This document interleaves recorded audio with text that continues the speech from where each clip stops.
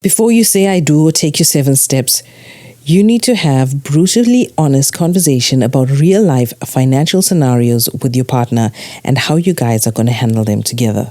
Today on the Wealth Nation podcast, I am telling you all the things that you need to talk about before you say I do. Welcome to the Wealth Nation podcast, a podcast for every mother, daughter, grandmother, sister, and wife, and the men who are smart enough to tune in. The Wealth Nation podcast brings you all you need to know about investments, business, property investments, personal finance, and all-around financial wellness. Here is your host, Yolanda Rose. Hi, this is Yolanda and welcome to the Wealth Nation podcast. I aim to provide you with content, tips, and strategies that you can use to improve your money management and to build generational wealth. If you are a frequent listener of the show, I would love to hear from you. So drop me a line on Instagram. It's Financially Fabulous Females. I'm also on Facebook as well. So give us a shout out, inbox us. We would love to hear from you and what your thoughts are about the podcast. And if you are new here, don't forget to hit the subscribe button. So on whichever platform that you are listening on, go ahead, subscribe. We're on iTunes, Spotify, Stitcher. Now, iTunes, if you have an iPhone, it's a great platform to listen to. But if you don't have an iPhone, consider downloading the Stitcher app or Tuned In app or the Spotify app. And Spotify is very popular and you can subscribe to the show and always get updates on when a new episode is released. The Wealth Nation podcast is sponsored by Audible. Audible is a seller and producer of spoken audio entertainment, information, and educational programming on the internet. Audible sells digital audiobooks, radio and TV programs, and audio versions of magazines and newspapers. For a 30-day free trial of Audible, go to www.financiallyfabulousfemales.com/audible. Planning the wedding is real fun. You're picking out colors, you're picking out menus, what the top tier of your cake is going to taste like. I mean, it's all fun. Sometimes we end up spending more time in wedding planning than we do in planning the marriage. So today on the show, I'm going to give you a list of those critical conversations that you need to have before you say I do. Engaged couples are excited that they found the one they want to spend the rest of their lives with. Weddings and honeymoons and a life of absolute bliss. Do you know that the number one cause of divorce is? It's financial issues. And many couples end in divorce because they don't have these important financial discussions before the marriage. So let's talk about what you guys need to be talking about before you get married. Firstly, bank accounts. Some married couples prefer to operate out of a joint account. Some like to combine them to keep everything on track. Whatever it is that you decide, you guys need to talk about it before you get married. Then there's savings goals. Maybe you want to save up to buy a house. Maybe your future husband wants to go on overseas holidays every year.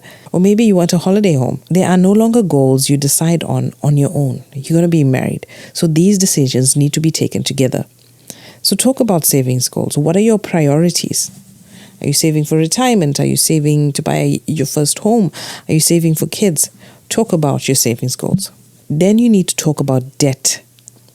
Are you guys carrying current debt, credit cards, vehicle finance, property financing? These are things that you need to talk about before you get married. The debt that you guys bring into the marriage, are you going to share in paying those debts? Or are you going to pay those debts separately on your own? Many couples feel betrayed when one party does not disclose their debt before they tie the knot.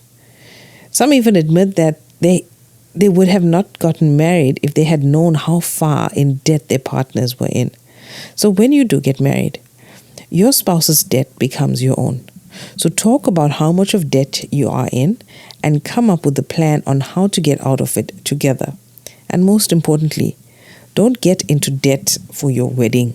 The next conversation you need to have is about insurance. Don't wait until after the wedding to discuss important things like insurance. Are you going to join his plan? Is he going to join your plan? There's many different insurance topics to cover, including medical aids, vehicle insurance, household insurance, life insurance, disability, income protection, serious illness. Sit down with your financial advisor before you get married to see what your financial options are. Then you need to talk about baby plans. Now, babies are definitely a bundle of joy, but there are some people out there that have no plans on becoming parents. If a husband and a wife are not on the same page on this topic, this can be a recipe for divorce. So you'll grow to resent each other for not agreeing on your point of view. So talk before you get married about if you want kids. If so, how many kids do you want? Kids can become expensive. I have 3, I know. So you need to try and find out if you can afford them before having them. It doesn't always work out the way you want to, but you can discuss it. And how soon after you get married are you planning to have kids? Do you start saving for your kids now? Do you start saving when you get pregnant? Have those discussions now. Like what you hear so far? Make sure you never miss a show by subscribing on Apple Podcasts, Spotify, or Tuned In. Now back to the show. You need to be talking about career goals. You may end up seeing your coworkers more than you see your own spouse, depending on your career. 40-hour work weeks are normal, but 50 to 80 are unheard of. You need to know if your future husband can handle the stress of not having you around, if that's going to be the case. There's also instances where one person prefers to stay at home, mostly to be available for the kids. Is this an important conversation for you to have before marriage, not when the time comes? The next conversation is on household bills. Sure, you're going to need... You need to pay for your lights and your water. You need to pay for petrol. Some households prefer to have DSTV, or if you're a Netflix person, you want a full-time helper at home, or a garden service or pool service. Come to the decisions together on how are you guys going to split your household bills. The next very important topic, that is a very sad topic to have, especially when you're planning a wedding and a marriage, is the option of a living will. But it is very important, and you need to have that conversation. In the unfortunate case that something happens to one of you, you should talk about getting a living will done to decide what's going to be done in your case. Maybe you want your partner to have everything. Maybe there's things that you want to go to specific family members. Have that talk.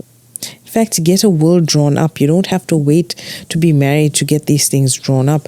Go to www.financiallyfabulousfemales.com/free will. Put your details in there, and I'm going to have the largest fiduciary company in South Africa, that's Capital Legacy, come and see you to do your will for free. Then you're going to talk about budgeting. What are you guys going to spend money on? Bills and savings should come first, but allow some room for entertainment. Are you saving for retirement? Are you saving for education for your kids? A budget should be a compromise where both of you are involved and both of you decide on how you guys are spending your money. If you listen to episode 3 of the Wealth Nation podcast, I break it down in detail, and I even give you a budgeting template that you could use. Then you need to talk about marital regimes. Now, when it comes to marital regimes, speaking about being married in community of property or out of community of property, with accrual, without accrual. Do you understand what those mean? Do you understand the consequences of being in these various types of marriage regimes? So you got to look at something that's unique to your situation. You want to sit down with your financial advisor or an attorney and understand what all of these terms mean and how it impacts you once you get married, and which is the best option for you.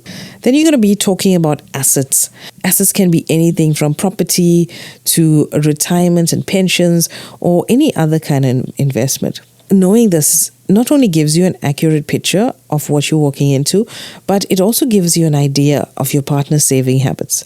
So for those who marry early in their financial journey, there might not be a lot to talk about here, but if your finances are more mature, this may be a very lengthy discussion. Do you know your partner's credit score? Your credit score can make or break you. And you're getting into marriage, you're giving your whole life to this person, you're going to make babies with this person. Do you know his credit score? So it's important for you to talk about credit history with each other, especially if you're planning to apply for a home loan or any other significant loan. If you're willing to spend a life together, you should be willing to share your credit score. If your significant other refuses, it could be a red flag that something is not right. Talk about how much you want to spend on a home. If you're like lots of couples, you'll eventually purchase a home.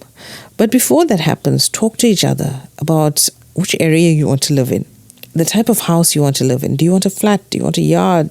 Do you want the whole picket fence with the golden retriever? Is that what you want for your home? In addition to the basic bond, it's important to discuss other financial issues like how much are you willing to invest in building, in renovating, in decorating, and securing your home. Conversations about home security and insurance are also important, as couples have different opinions on how to protect their property and their assets. After you're married, you want to keep the lines of financial communication open. Teamwork will allow you to eliminate all of those debts. It will help you to control your financial lives better so you guys can live in abundance, grow up a family in abundance, and really enjoy all of the things that marriage has to offer. So that's it for me on the Wealth Nation podcast. We'll talk to you next week. Thanks for tuning in. Make sure to visit our website at www.financiallyfabulousfemales.com and sign up for our free investment masterclass.